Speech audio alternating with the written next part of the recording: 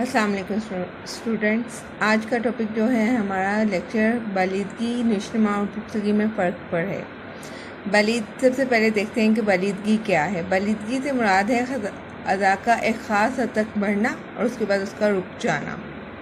اور بالیدگی کا تعین کون کر رہا ہے؟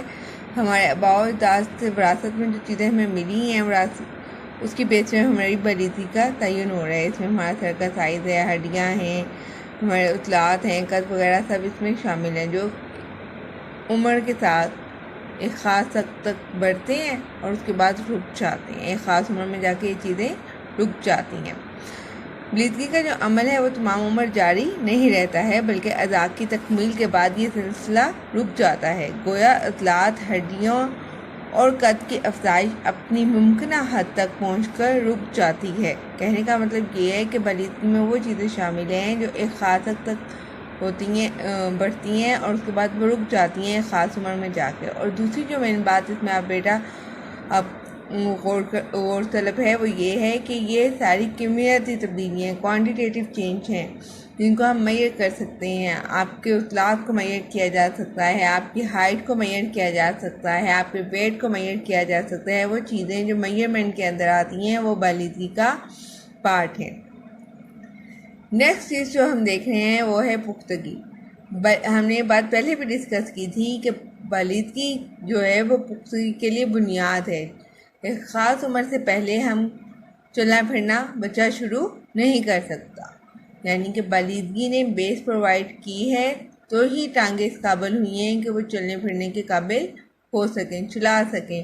ہاتھوں کی گرفت اتنی مضبوط ہوئی ہے کہ چیزوں کو مضبوطی سے پکڑ سکے، لیکن یہ ایک خاص عمر کے بعد ہی ممکن ہے۔ اس سے پہلے ہم بچہ ایسا یا کوئی بھی انسان ایسے نہیں کر سکتا۔ اچھا جی، پختگی سے مراد اعضاء یا اطلاعات کی وہ خاص مضبوطی ہے جس کے حاصل ہونے پر ان اطلاعات سے کام لیا جا سکتا ہے یا آموزش کا عمل شروع کیا جا سکتا ہے، جن میں کیا آ گئی ہے؟ بالیدگی آ گئی ہے۔ اچھا جی، پیدائش کے وقت نارمل بچے کے جسم میں تمام اعضاء تو موجود ہوتی ہیں، لیکن سب کے سب اعضاء ارادی حرکات کرنے سے عاری ہوتے ہیں۔ یعنی کہ ایک بچہ ہے، اس کے پاس ہاتھ بھی ہیں، پاؤں بھی ہیں، ٹانگیں بھی ہیں، سب کچھ ہے، لیکن وہ ان کو یوز میں ارادتاً استعمال میں لے کر نہیں آ سکتا۔ وہ ارادتاً اپنی ٹانگیں تو ہلا رہے ہیں، لیکن وہ ارادتاً نہیں ہے، وہ آٹومیٹکلی غیر ارادی طور پر ہلے جا رہی ہیں، یا ہاتھ جو ہیں یا بازو جو ہیں غیر ارادی طور پر ہل رہے ہیں، ان میں اس کی ارادہ شامل نہیں ہے۔ اسی طرح سے جب بچہ پیدا ہوتا ہے تو اسی طرح وہ فوری طور پر بیٹھ نہیں سکتا ہے، حتیٰ کہ اس کے پاس اللہ تعالیٰ نے اس کو سارے اعضاء دیے ہیں، لیکن جب تک وہ ایک خاص حد تک بڑھ نہیں جائیں گے وہ اپنے آپ کو سنبھال نہیں پائے گا۔ اچھا جی، یہ بات ہم نے اکثر پہلے دیکھی ہے کہ سب سے پہلے کوشچن پوچھا جاتا ہے جب بھی آپ کا بچہ خدا نخواستہ کوئی بیمار ہوتا ہے یا ڈاکٹر کے پاس جاتا ہے کہ اس کے شروع میں جو مائل سٹونز کہا جاتا ہے ان کو، بیسیکلی جو شروع میں جتنے وقت گزارا وہ سٹیپس گزرتے ہیں، مطلب یعنی کہ جو ان کے بڑھنا ہے، جو نشوونما ہے، اس کو مائل سٹونز کہا جائے گا۔ یعنی کہ جو بڑھنے کے جتنے سٹیپس ہیں وہ پراپرلی پورے ہوئے، وہ ٹائم پہ پورے ہوئے، ٹائم پہ پختگی حاصل ہوئی، ٹائم پہ بالیدگی حاصل کرنے کے بعد وہ کام کرنے کے قابل ہوئے ہیں وہ اعضاء، تو ان مائل سٹونز کا بہت خیال رکھا جاتا ہے، ٹھیک ہے۔ اچھا جی، اب میں یہ بتا رہی تھی آپ کو کہ بیسیکلی جو پختگی ہے وہ تب تک حاصل نہیں ہوگی جب تک آپ کو بالیدگی آپ کی حاصل نہیں ہو جاتی، جب تک ایون دین آپ کے پاس وہ تمام اعضاء موجود ہیں۔ اور پختگی حاصل کرنے کے بعد ہی ہم کسی چیز کو سیکھنے کے قابل ہوتے ہیں، یعنی کہ اب ہماری ہاتھ پاؤں مضبوط ہو گئے ہیں، ٹانگیں مضبوط ہو گئی ہیں، اسی کے بعد جب ایک خاص عمر میں بچہ پہنچتا ہے تو اس کو اسکول داخل کروایا جاتا ہے، کیونکہ اس نے ایک خاص عمر کی پختگی حاصل کر لیا اور وہ اب اس قابل ہے کہ وہ پڑھ سکے۔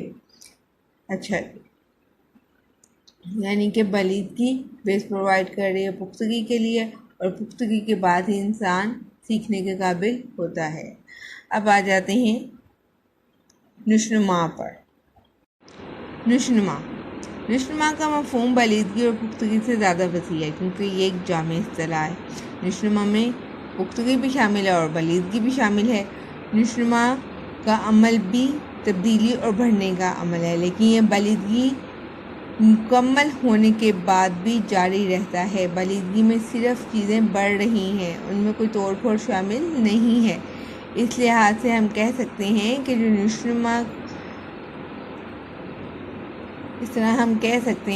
نشوونما ہے وہ جب آپ مارز وجود میں آ رہے ہیں، جب یوگا کی شکل اختیار کر رہے ہیں۔ یوگا کیا ہے؟ جب ماں کے پیٹ میں ایک نطفہ جسے کہا جاتا ہے وہ وجود میں آتا ہے، تب سے لے کر جب تک ایک انسان کی زندگی ختم نہیں ہو جاتی، اس کو موت واقع نہیں ہو جاتی، آخری سانس تک جو عمل ہے وہ نشوونما کا عمل ہے۔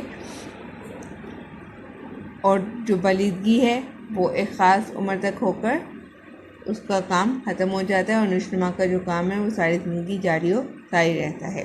اچھا جی، بلیدگی مکمل ہونے پر نشوونما کے تحت خلیات، عضویات اور اعضاء میں تغیرات جاری رہتے ہیں۔ نئے خلیات کی تعمیر ہونے کے ساتھ ساتھ پرانے خلیات کا انحطاط بھی عمل میں آتا ہے، یعنی کہ اب نئے خلیات بھی بڑھ رہے ہیں، نئے نروس بھی بڑھ رہے ہیں، اور پرانے جو نروس ہیں ان میں توڑ پھوڑ بھی ہو رہی ہے، ان میں تبدیلی بھی ہو رہی ہے۔ بلیدگی کے دوران ہڈیاں مضبوط ہوتی ہیں، لیکن عمر ڈھلنے پر رفتہ رفتہ کمزور ہونے لگتی ہیں، جلد ڈھیلی ہو جاتی ہے، عضلات سکڑ جاتے ہیں، جھریاں پڑ جاتی ہیں، کمر جھک جاتی ہے، بال جھڑ جاتے ہیں، سفید ہو جاتے ہیں، جسم بے ڈول ہو جاتا ہے۔ یہ ساری تبدیلیاں بھی نشوونما کا ہی حصہ ہیں۔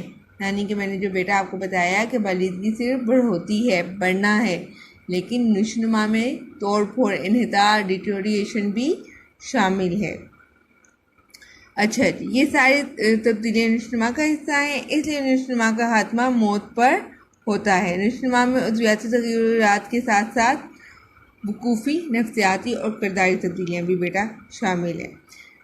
بلیدگی میں صرف اور صرف ہماری فزیکل چینجز ہیں، ہمارے عضلات، ہمارا قد، ہمارا جسم، ہمارا وزن بڑھ رہا ہے۔